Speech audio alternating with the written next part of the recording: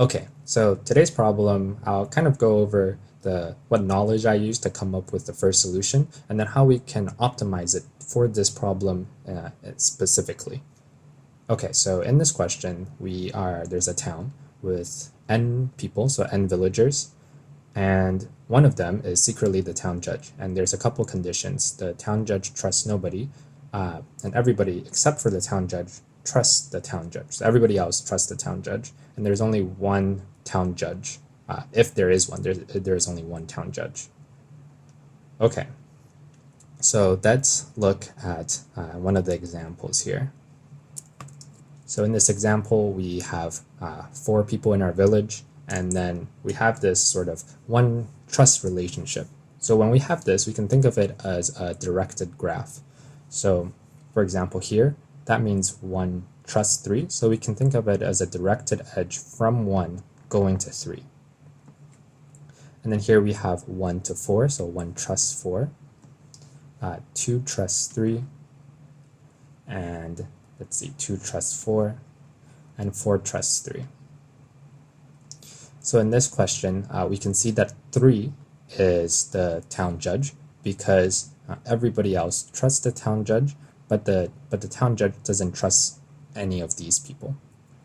Okay, so in directed graphs, we have this idea of indegree and outdegree. So indegrees are just the number of edges that are pointing towards you. So for this n, the indegree is going to be 3, and the outdegree is going to be 2. So now the question becomes, what is the indegree and outdegree of a judge? So going back up, you can see here, for n equals 4, the judge will have the following properties, right? So the indegree will be n minus 1, so everybody else trusts the judge, so the indegree is n minus 1, and the outdegree is going to be 0. So this gives us a pretty basic solution to work off of. We're going to read this trust array and build up our indegrees and outdegrees of every single node. And then from that, we can just test if any of these nodes have the 2 following properties, if these 2 hold. Okay, so let's give this a go. So here we have a guarantee that our villagers, we won't have more than 1,000 villagers. So that means right off the bat, when instead of a hash map, if we ever need to use a hash map, we can replace with an int array. Because 1,000 elements is not too bad at all. Okay. So first we need to keep track of all the indegrees. So we need the map from the node to its indegrees and the node to the outdegrees. So like we just said, instead of a hash map, we'll just use a regular int array. So this will be all the ins, and we're going to set it to a size of n plus 1 because this is 1 indexed here. So n plus 1. N plus 1. That will allow us to index everything from 0 to n. Specifically, we'll be using 1 to n. And now we'll do the same thing for the outs. And now we can read each edge in our trust. So this edge goes from A towards B. So that means, or in other words, the 0th index goes towards the 1 index. So that means the outs degree of edge at 0 is going to increase because 0 is, going out by 1, and then the in degree of the recipient here is going to be increased by 1.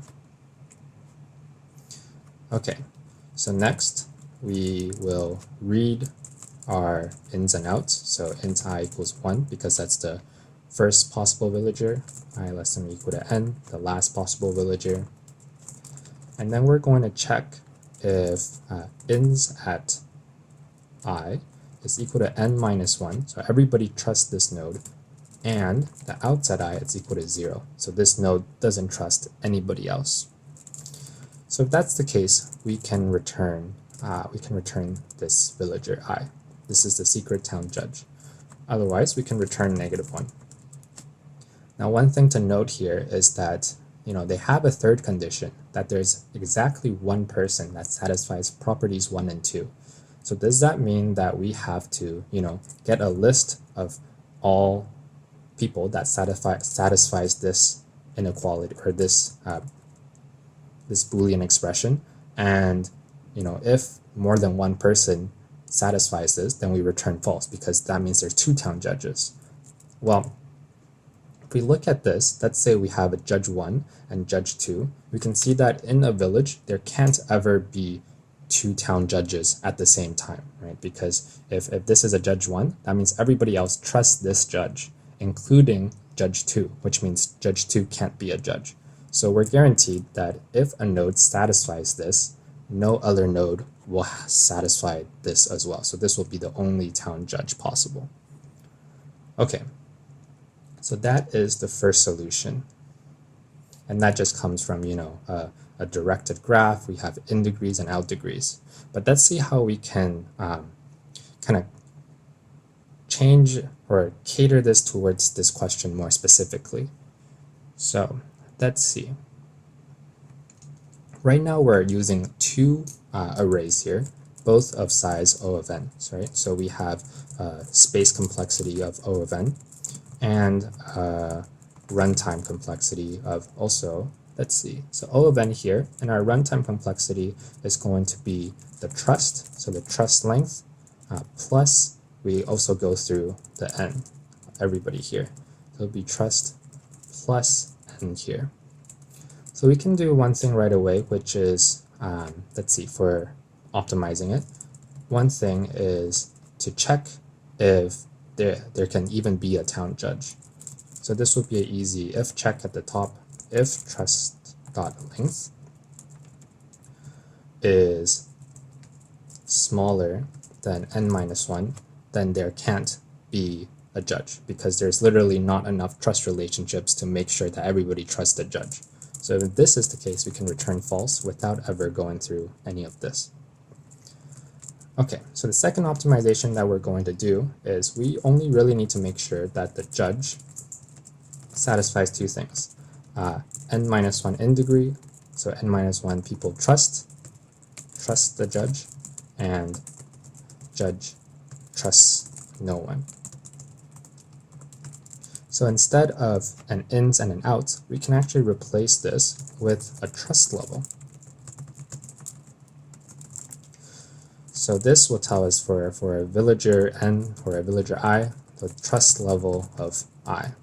So for a judge, the trust level will be exactly n-1. So how it works is if somebody trusts you, so if your indegree increases by 1, then trust level plus 1. But if you trust somebody else, then your trust level will decrement. So we can use that to get rid of ins and outs into just a single array. So we can have a trust level and plus 1. Now in here, what will happen is if you trust somebody else, then your trust level goes down, right? Otherwise, your trust level will go up. And then the same thing here. Now it just becomes if our trust level at I is equal to exactly n-1, then that's our judge. Okay, so we started to get a little bit better, but we can actually do even better, right? So here we have another loop to make sure that we find our town judge, but we can actually shift this responsibility into here itself. So if this trust level at edge at 1 is equal to n-1, then this is a potential judge. Now notice I said potential judge because we have the case where maybe 1 trust 2 and 3 trust 2. So it seems like, so for n equals 3, it seems like that 2 is the judge because everybody trusts the judge. But maybe we read 1 more and we find out that the judge actually trusts 1. Now the moment that the judge trusts somebody else, then it's no longer a possible judge. So that means here we'll just set the judge equal to some villager, so the first villager, and then if this is the case, then we will update our potential judge to become this person. Oh, geez. Okay, there we go. And then at the end here, instead of another loop, all we have to do is check return if trust level of the judge is equal to n minus 1, then we can return this as our judge. Otherwise, it's going to be -1.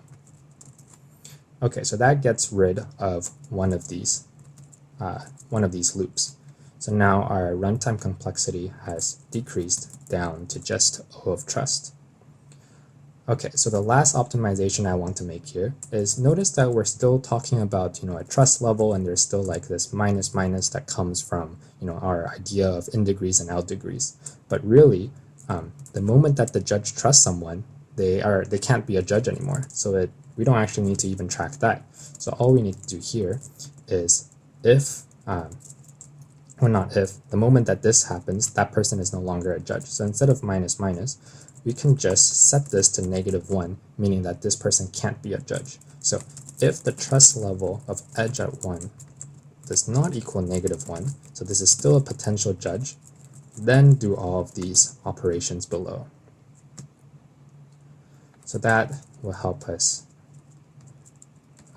make sure that we only do operations when we need to.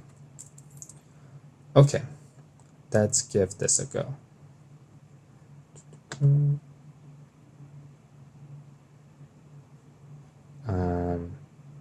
Where are we? If trust length is less than n minus 1, return false. Oh, sorry, so return -1.